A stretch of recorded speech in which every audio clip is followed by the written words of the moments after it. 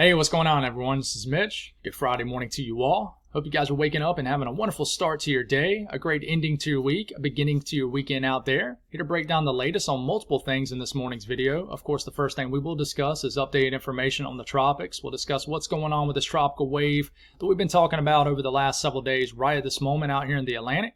We'll talk about the latest advisory from the National Hurricane Center that we do have, and it has changed as confidence continues to increase that this tropical wave is going to develop into a depression or our next named storm, which is Debby. We'll go over all the latest model guidance that we have from overnight into this morning, the GFS, the European, the Icon, the Canadian model, all of its ensemble guidance, even the hurricane models.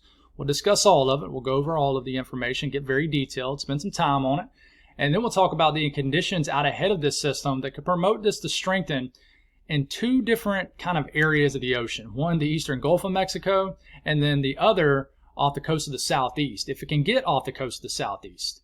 And we do think this is going to get at least into a portion of the eastern Gulf of Mexico. So we're going to discuss what could potentially happen there. And then we're going to talk about steering currents. And that'll be a timestamp up that I think is very important. We'll discuss why all this model guidance shows all these wacky scenarios, some loop-de-loops, why this is stalling out in some of the model guidance.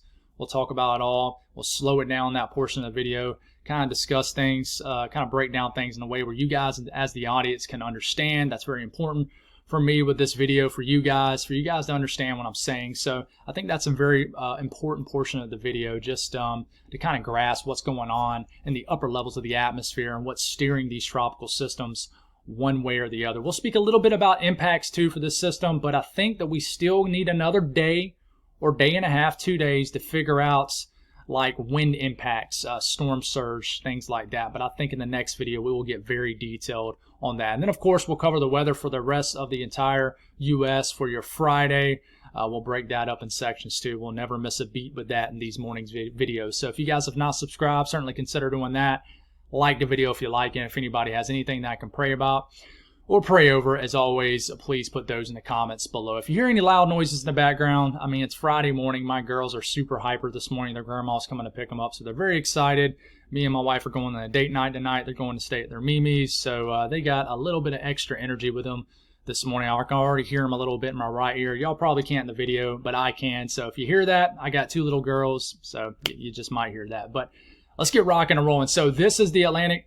Of course, this is the Caribbean. This is the Caribbean. This is the Gulf of Mexico, the Southwest Atlantic. And this is our tropical wave, our area of interest, our investigation, dubbed 97L. It's an investigation by the National Hurricane Center. It's a very large, very broad wave. Some of the energy is actually over the Caribbean, bringing some showers and storms to Jamaica.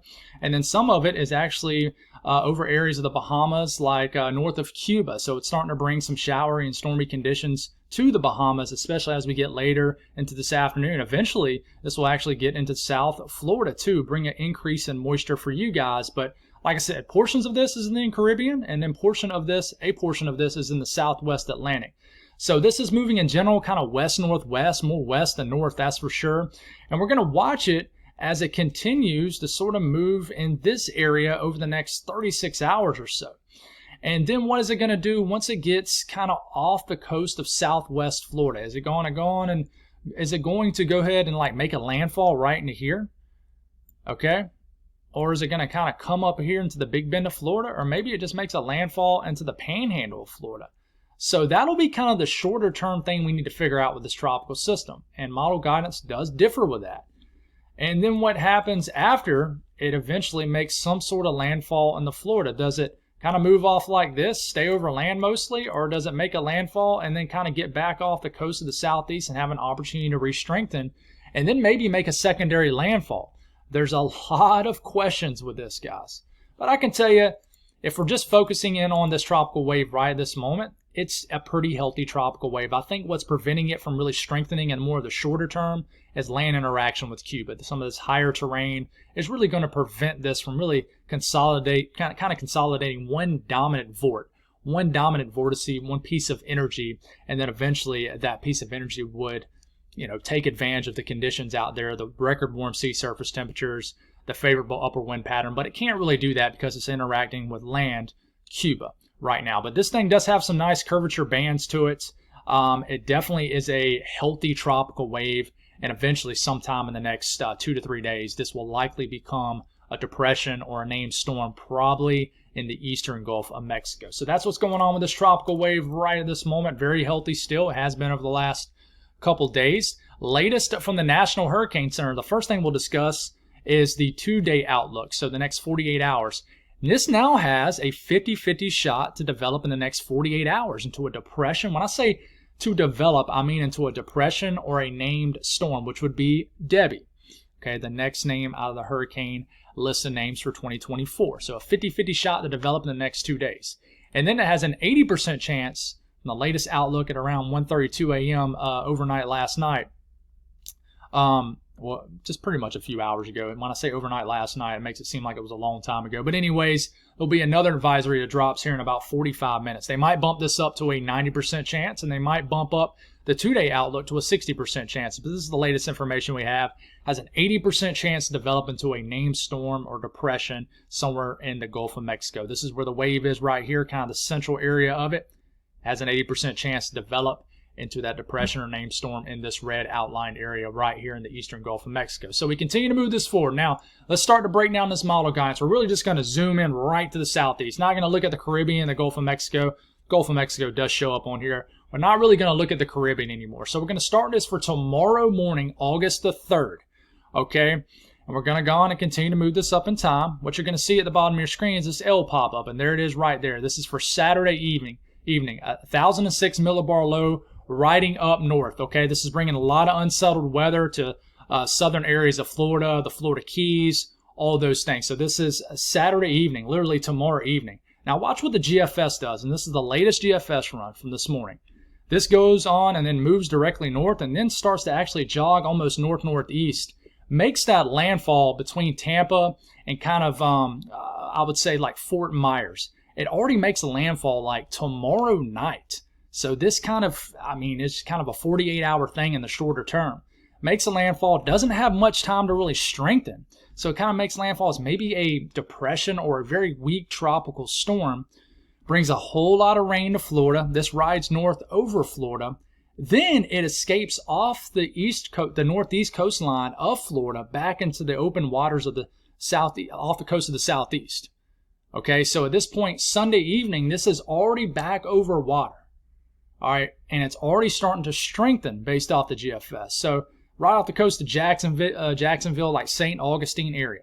Okay, and then it gets kind of tucked into the southeast coastline right here. Deepens from 1,005 millibar low to a 998 millibar low that fast. Once it gets back over water, it's going to have an opportunity to re-strengthen again if this scenario plays out. So this is late Sunday night into Monday morning. We get flat out into Monday morning. Sun's coming up, and now we have a full-fledged 995 millibar low tropical storm, maybe low-wind hurricane off the coast of South Carolina. And this is bringing a whole lot of storm surge. If you're not familiar with the coastline of South Carolina, Charleston up to Myrtle Beach is, they are due for something big. And I worry big time. I'm not going to get off track here. For when we inevitably get like a Hugo-like scenario again. I don't think this will be like that. Hugo kind of came just right straight into the coastline. I don't think this will do that, but you never know. All bets are off the table here, or on the table. But a 995 millibar low, this is bringing in a stout onshore flow, probably bringing a scenario where you have a lot of storm surge, certainly coastal flooding. Then we get into like a Monday evening. All of a sudden it deepens even more to a 990 millibar low off the coast of Myrtle Beach, Wilmington. Okay, 990 millibar low would probably make it a Category 1 hurricane. And then we get it into Tuesday morning. We have a 983. This is certainly a hurricane. And this is starting to get into a stronger hurricane, probably borderline Category 2, Category 1 hurricane at this point. And then we're getting into Tuesday evening. This is getting close to a strong Category 2 hurricane, maybe even a major Category 3. And this is bringing a lot of impacts to the North Carolina coastline. But on the latest GFS run, instead of this bringing like a direct impact into the Outer Banks, it kind of scrapes it Wednesday morning and then kind of heads on out to sea. Okay, but man, does it really stall out in this area. It kind of gets off the coast of Georgia Sunday night.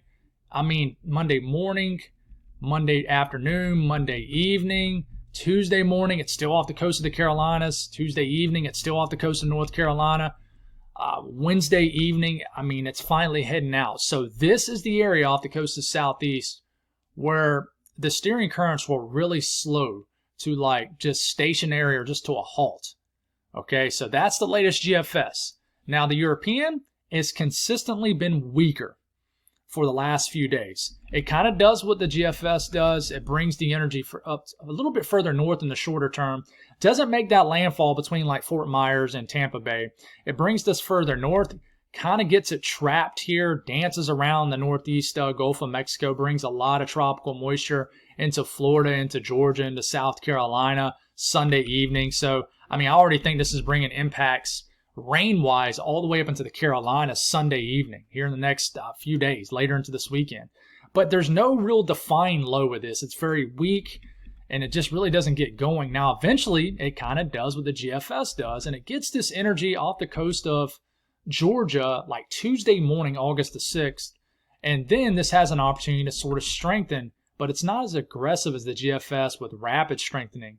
The Euro isn't at all. In fact, this finally gets to tropical storm status like midway next week, Wednesday morning, and slinging a bunch of moisture into the Carolina coastline. And this finally deepens to like a sub-1,000 millibar low and makes a landfall basically as a tropical storm sometime Thursday, August the 8th. Okay, so that's different, but in a way it's the same as the GFS as far as the wacky steering currents. It's just not near as aggressive with the strength of this tropical system. But the Euro actually just makes a direct 2 landfalls, the second one being the stronger one. I think the second one will be the strongest one regardless. It's just if a second one is going to happen. I think the first one's going to happen regardless. I think whether this is just a weak wave that plows into Florida or is it as high end as a low end Category 1 hurricane, I think inevitably this is going to come north and then move into Florida or move into the southeast move into the Gulf coastline somewhere. Okay, and then eventually this just dances around, brings a lot of moisture in the eastern U.S., and we got to watch out for multiple threats like a tornado threat and a flooding threat. Now the icon from this morning, remember this only goes out 120 hours on the 06Z and the 18Z icon. Here it comes at the bottom of your screen. This packs a punch. The icon certainly packs the heaviest punch in the short term. This brings a tropical storm, a mid-grade tropical storm into the Big Bend of Florida. Sometime into the wee hours of the morning, Monday morning, makes a landfall then, rides over North Florida. This actually gets this well into southeast Georgia Monday afternoon, but then it scoots almost directly west to east, gets back off the coast of kind of like Savannah, Georgia.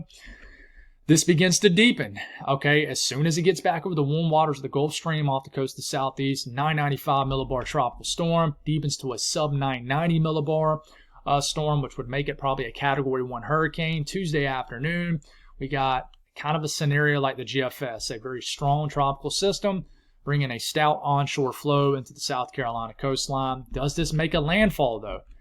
It only goes out 120 hours, which only takes us out to about Tuesday night, Wednesday morning, and we have a 975 millibar Category 2 hurricane, I would say, if I had to guess it off the millibar, off the coast of Myrtle Beach and Wilmington.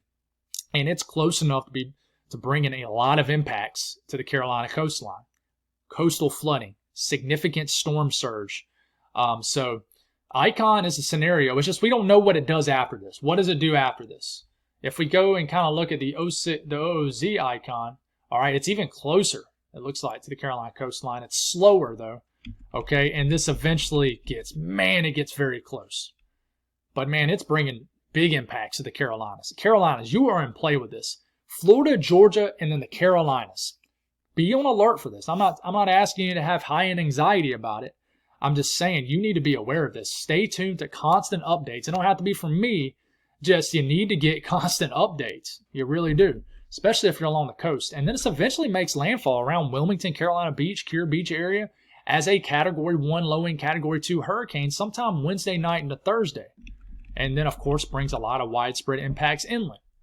Okay, so that's the icon. The Canadian model. All right, this kind of grinds the west coast of Florida as a weak tropical storm, like as early as tomorrow night into Sunday morning, finally moves in, finds the weakness a lot faster, and I'm probably going to stop showing the Canadian model and just stick with the other three for now because The Canadian model is kind of a little bit of an outlier for now, but I think it is worth still kind of showing occasionally. But it does actually strengthen this tropical storm over land. That's why it's kind of weird to me. It like lowers the millibar over the Carolinas. And that can happen sometimes. But it's not super common. But would bring, all these models bring impacts. I mean, they do. Okay. And then we look at some of these hurricane models. This is from the OOZ, and this is, which one is this? This is the HFA model, which does pretty well. The thing with these hurricane models, guys, there's the HMON, HR, man, just get them all confused. There's just all kind of crazy. HWRF, the HWRF models, which you can call it for shorts. They all kind of do better. One tropical system, one will do better. The other will do better. I don't think that we know exactly which one's the best right at this moment, so we kind of flip back and forth. They all kind of did good, decent during Beryl, but some of them did not. I mean, it's just weird, okay? But I like to show them. I like to show them more and more because sometimes they're a little bit aggressive with the strength, but a lot of times they're right.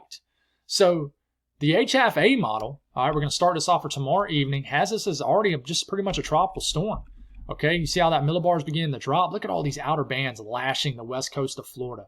All right, deepens this to a hurricane just about. Makes a landfall. It's kind of a strong tropical storm, a low-wind Category 1 hurricane, Monday morning into the Big Bend of Florida. Okay, but at the same time, all of Florida, especially the west coast of Florida, getting lashed by these outer bands. This will be a tornado threat. This will be a flooding threat. We know that the eastern side of these tropical systems bring some of the worst impacts. There's called the dirty side. It's where you have the best tornado threat. That's where you have the low-level jet of the actual tropical system. And then this, of course, comes inland, brings a lot of impacts to North Florida. And then at the very end of this frame, this is emerging, just like all the global models, back off the coast of the southeast. It's a lot slower, though. Like, it takes all the way till like Tuesday night, Wednesday morning to get this back off the coast of the southeast. Now, the HWRF model, here it comes. The HWRF model always seems to be a little bit more stronger with these systems. But, man, it's really close to like Tampa Bay. I mean, it almost comes in and makes a landfall. It doesn't. Look at all these. Look at this east side of the system just bringing nasty impacts to Florida. That's why you have a state of emergency issued for Florida. If you don't know, now you do. There's a good chance that whatever county you live in Florida has a state of emergency. Not all the counties, but a lot of them do. But this makes landfall like Sunday afternoon, Sunday evening into the Big Bend of Florida. Kind of really close to where Hurricane Idalia made landfall as a low-wind Category 1 hurricane, tropical storm. And then it scoots it back off the coast to southeast like 36 to 48 hours faster than the HFA model does. I mean, it gets it back over water quick. And, of course, it begins to deepen this system. And it really stalls this. Like, this just chills off the coast of South Carolina and Georgia for a couple days. And we got to watch it after that. So I wouldn't be surprised in Georgia, South Carolina, they start to issue state of emergencies in certain counties. Because this is a wild run. This is going to be a wild one to watch. It really is. But you look at some of the European ensemble guidance. Remember, the EPS makes up 51 members. So if all 51 members actually form in this 51-member ensemble run, then all 51 Ls are going to show up on your screen. If 30 only form, then only 30 Ls are going to show up. So here it comes. Most of these members make a landfall into the Panhandle of Florida, into the Big Bend of Florida. Hardly any of them do what the GFS does and kind of plows this between Tampa Bay and like Fort Myers. But it's a scenario. And some of them, you see how these members right here kind of scoot away from the pack? It's because these members find a weakness in kind of in the ridging up top that we'll explain here in a second. And these don't. So the majority of them just really slow down. These kind of find that weakness fast. Okay, that's a big thing we need to figure out. And then once these kind of make a landfall, these L's just sort of scatter, bend, hook, bend around, and it's because they get trapped under ridging. And this is the GFS ensemble, which makes up 21 members. It's kind of the same thing. They all kind of bend around. Some of them get very strong, and some of them wiggly, just do some crazy stuff. Okay, so we're going to speak a little bit about how warm the sea surface temperatures are. And these are in Celsius. Okay, our tropical wave right in here. Okay, this is going to move into very warm waters of the eastern Gulf of Mexico. Some of the warmest waters in the entire world right now, guys.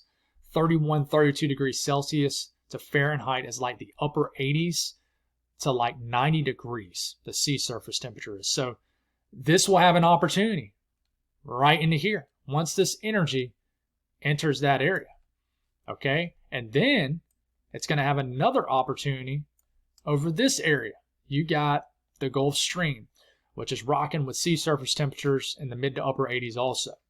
Okay, not quite as warm as the eastern Gulf of Mexico, but I mean, warm is warm. Okay, if it was in the low to mid 80s, it would support tropical development. So, yeah, you check that off the box. We know that. Now, I'm not going to talk about the upper wind pattern much anymore. Probably just because we know that the upper wind pattern is pretty favorable over this area. I know I've been discussing that a whole lot, the upper wind pattern. What we're going to do is just jump right into steering currents, okay? But the upper wind pattern does support an outflow aloft that's going to disperse air out from away from the storm. So you can check that off the box too.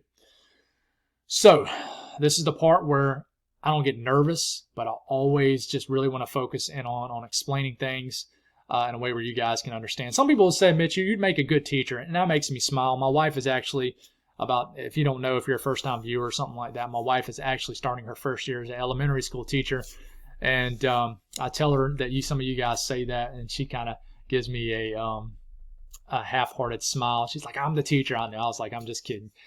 Baby, I know you're the teacher, but it's good to know that I can explain things in a way where you guys can understand. So what you're looking at here, the blue you see on the screen, any kind of blue is lower pressure. All right, this rotates cyclonically. And then sort of the warmer colors you see on the screen, I always get confused at what color I want to call this. I'm just going to stick with red, even though this doesn't look much like red. The red colors you see on your screen, the warmer colors, that is ridging, high pressure. Okay, you can call these blues sometimes like a trough of low pressure, a shortwave trough, an upper low. Just in general, think of it as low pressure. So this is a huge feature in the steering currents of this system. Also, the shorter term is, and I haven't mentioned that much. Where does the dominant vorticity form in the shorter term? And we kind of talked about that in the beginning of the video. But in kind of the medium term to longer term, this is huge. All right, so this feature is digging down right now. This is going to bring an unsettled weekend of weather for the eastern U.S. This is a shortwave trough. What's wild about this, and this is kind of creating a break in the ridge, because this is going to kind of amplify somewhat and create an opening down here, and our tropical system is going to merge at the bottom of your screen here in a second. So I actually want to show you guys what this looks like on water vapor loop. There it is right here. You see this spin over the Midwest right here? That is our short wave diving down that's going to kind of break this ridge feature, creating this weakness. And you can see the white showing up on your screen for this tropical system to come in, feel that weakness, and eventually turn north into the eastern Gulf of Mexico. That's it right there. I mean, in real time. So you look at that, and then you compare it to this. That's it right there. Okay, our shortwave trough, our little low coming down. So we continue to move this forward. We get into this evening. This low continues to kind of come down. It sort of creates a wide open weakness. And then according to the GFS, this creates a weakness fast enough to where you see this blob of blue down here. That is what could be Debby at this point, or a depression, or area of low pressure, or tropical wave. It's right here. Okay. This already begins to start to feel that weakness, and then instead of this heading west-northwest, which is the direction it's going right now, it's going to turn north.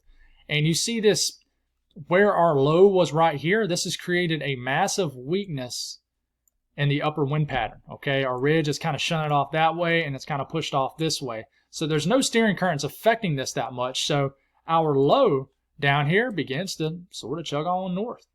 Okay, on the GFS, kind of more so like this. Okay, because there's a weakness. And if you don't know about lows, all low pressures, especially when they amplify and get stronger, they always want to get polar. They always want to gain latitude, go further north.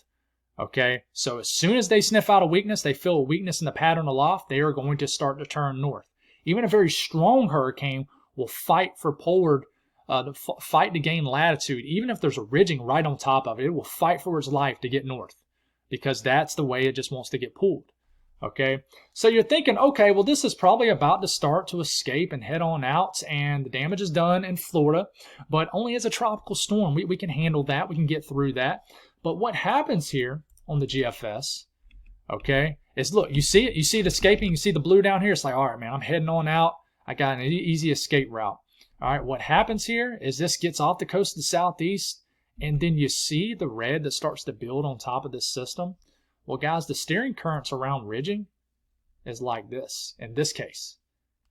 Okay, so this tropical system spinning cyclonically.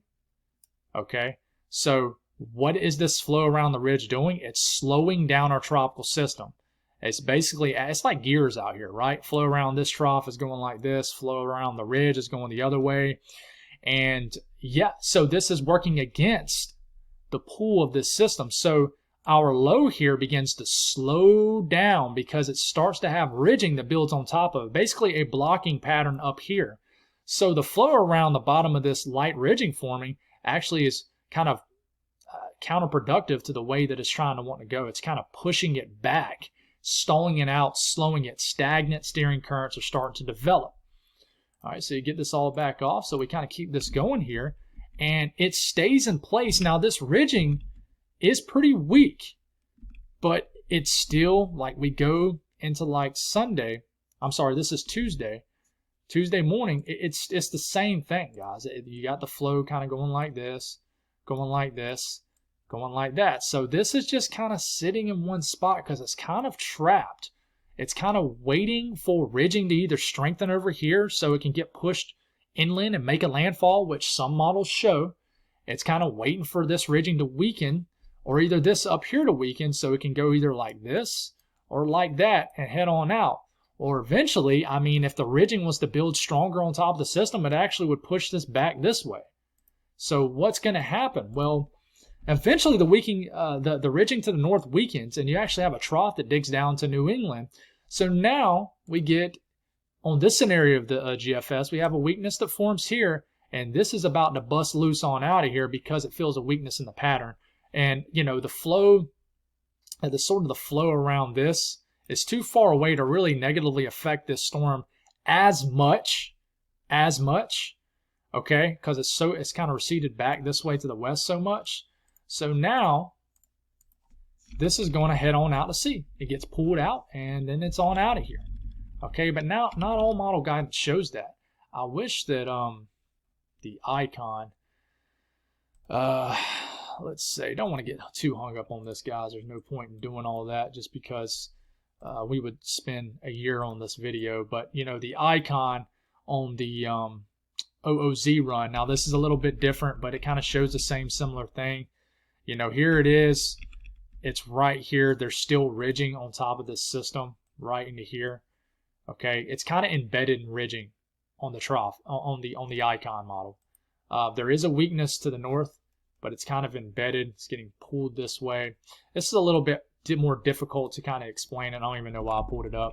But in general, ridging actually builds on the east side of the system right here and actually helps aid into sort of pushing this into the Carolina coastline. So unfortunately, we don't have the blues and the reds of the world to really help kind of navigate this. But this is also a great way to show what's going on. But the icon, it's just the ridging is just too amplified around the system and actually pushes it back to the west and ultimately makes a worrisome scenario into North Carolina. So, but I hope I explained the other thing in a way where you guys can understand this right here.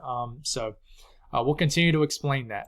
But as far as impacts, guys, we don't know 100% what's going to happen. What I'll actually show you here is the SPC outlook. I feel like that's probably the best thing to show. Not the SPC outlook. I don't know what I'm talking about here. I'm everywhere, guys. The Weather Prediction Center outlook. So what is the professionals saying?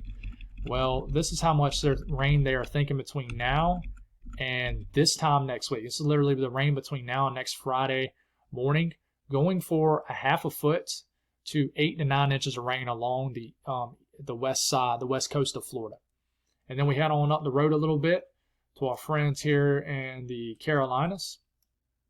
Look how much rain on the Georgia coastline, the Carolina coastline, going for anywhere from 6 to 8 inches of rain. How far will this rain get inland? Like into Columbia, Augusta, Charlotte, Raleigh? It's a big question. You got to figure that one out. I think regardless, you're going to get a lot of rain along the coastline. How far northwest does it get? That's a big question into this area. I think the coastline gets a lot of rain regardless. We still got a lot to figure out about this. We got a lot to figure out about winds, all kinds of things, guys. So that's an update on the tropics. If we discuss what's going on back home across the lower 48, we got a complex of storms across Oklahoma. We got some storms moving across Kentucky. Excuse me, almost had the hiccups. Western Tennessee. We got some storms cruising through the Ohio Valley, western PA. They'll eventually make their way into the Finger Lakes region, the southern tier of New York. Outside of that, we do got a little bit of moisture in the southwest and southern Cal, areas of Arizona. Waking up to a little bit of rain in like Las Vegas, it looks like, or either close to it or just south. And we're starting to see a little bit of moisture sort of bubble up down here across Florida, if this will show up. That's a nice, pretty view. Here's some of these rain showers. You guys are already starting to feel the effects of some of these tropical bandings moving into Florida right now. So it's pretty cool. You can see this. They really got this, the resolution on this very nice. I didn't realize they must have made an upgrade to this site here. But anyways, watches, warnings, and advisories. Heat advisories in the orange, excessive heat warnings in the purple, flood watches in eastern Tennessee, a couple counties in southwest North Carolina, up into southeastern Kentucky, western VA too. So heat is the big story, but this shortwave trough is going to kind of knock a hammer into this heat somewhat, at least for certain areas. It's getting hot. It's already been hot over the last couple of days in the west. It's going to be hot again. Heat advisories have returned. Excessive heat warnings have returned for areas of Montana, Washington, Oregon, Idaho. Just about every county out west has some sort of heat alert. Excessive heat watches. Red flag warnings, more so in this pink color, the entire state of Florida, with this tropical air mass that's already in place because it's summer in Florida. But it's going to get even amplified from this wave. So every county in Florida has a heat advisory. It's going to be very hot and brutally humid in the state of Florida today, and everybody in the southeast just about. Excessive rainfall outlook in areas of the southern Alps region, especially west of it. We do have that slight risk, and we have a slight risk up here in the Ohio Valley areas of the northeast and mid-Atlantic too. That means in the yellow, there's a 15% chance of a flash flood guidance being exceeded within 25 miles in any given location. The Storm Prediction Center, the severe weather has kind of took a little bit of a back seat today. We got a marginal risk in Tucson, like in Arizona. I mean, a marginal risk here in eastern Colorado, marginal risk across the mid-Atlantic, Ohio Valley, the Alps region, the southeast, and then kind of a little small area extending in the deep south. We could get an upgrade to a slight risk somewhere, but everywhere, if you live in the dark green, level 1 out of 5 risk, a marginal risk. Wind threat, 5%, tornado threat below 2, so don't even show up. Hail threat, pretty low unless you live in eastern Colorado, and even then it's pretty low too. So an update as far as the southeast weather-wise for today. We take it into this afternoon, prime heating of the day. These tropical downpours will continue really anywhere in Florida, especially for southern Florida, but there will be some storms up in northern Florida too.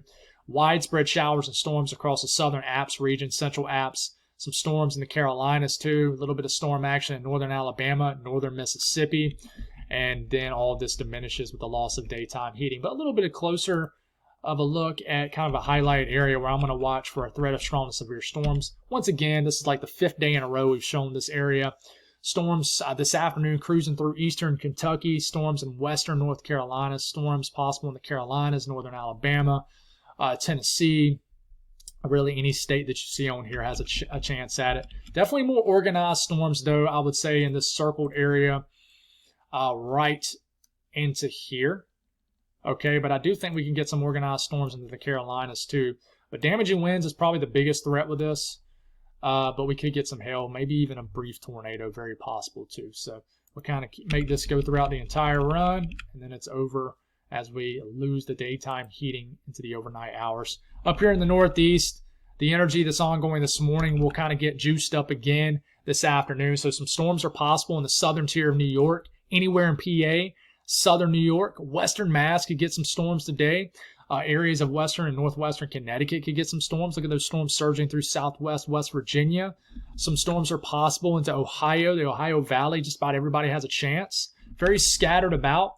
And then we get into the overnight hours, just some lingering downpours and showers and storms activity. Really anybody in the northeast, the mid-Atlantic, the Ohio Valley has pretty much a similar shot, same shot to see a storm today. So Just kind of a summer type pattern. Nothing unusual about this really. The south central U.S., hot, lack of rain, not a whole lot going on at all. Seems like this is just that time of the year where the only way you can get rain is a tropical system. The last kind of widespread rain you guys got, especially in eastern Texas and Louisiana and Arkansas, was Beryl. Today, I mean, there really isn't much to talk about, but we do need to watch these storms. You always got to watch these storms that kind of come off the Rockies here. Sometimes they can produce some crazy hail, so definitely be aware of this in eastern Colorado, even southwestern areas in Nebraska, getting into Kansas overnight, and waking up tomorrow morning with a little disturbance here in western Kansas, getting in the panhandle of Oklahoma. The north central U.S., things are quieting back down. We're going to get some storms in Indiana today. Illinois, not so much. Ohio, for sure, some storms. It's kind of a cutoff, though, once you get in Illinois, points west. Not a whole lot going on across the Great Lakes region. Illinois, Midwest. I don't know why I keep saying Illinois, but I'll say it again, I guess. But pretty quiet weather. Enjoy your Friday. Not really a whole lot to speak on. The western U.S., not a whole lot to speak on either, but there is more moisture kind of returning across Arizona, New Mexico, even southern Utah. A little bit of moisture will get going in the Sierra Nevada and California. And then we're getting into tomorrow morning and things kind of relax like they always do. But temperatures, a little bit cooler air behind this kind of cold front kind of generated by this shortwave trough. But, I mean, you're still probably going to get into the 80s and even some low 90s up in the UP of Michigan near like Green Bay, also Wisconsin, upper 80s. So, I mean, it's definitely not cool, but not brutally hot either. But the mid-Atlantic, very hot. The southeast, very hot. Tropical downpours will be firing everywhere in the southeast with that air mass in place. And then, of course, the south central U.S., brutally hot. Everybody out west is hot. But nobody's like ridiculously hot, if you will, especially the southwest that could be. Just a ridge in place that's pretty much just pumping a lot of heat for everybody. I mean, it's just widespread heat out here. Getting all the way into the upper 90s, low 100s, into the high plains. It's hot across the western U.S. If you live in the valley regions, you're shot, you can get to 100 degrees. So it's pretty much hot everywhere, just not historically hot or anything like that. So we'll kind of look at this, kind of see if we do have an update. And we do not. We don't even have the 8 a.m. update. Folks, I do want to mention, as we kind of jump back to this, I probably won't have a video this evening. I'm going on a date night with me and my wife. Like I mentioned, I think at some point in the video. So it'll be next to impossible for me to get you guys an update this evening, but I don't want to rule it out. If I do, it'll be late, like very late. But just follow me on Twitter or X, whatever they call it, Facebook even. If you're not big on social media, that's cool too. But I make frequent updates when things start to get active, and it's a great way to follow along. The links are in the, I think the description under the video. It's on my YouTube header. It's a great way to stay up to date when I just cannot double up on the videos. So that's all I got, guys. Thank y'all for tuning in. God bless all y'all. Have a wonderful Friday.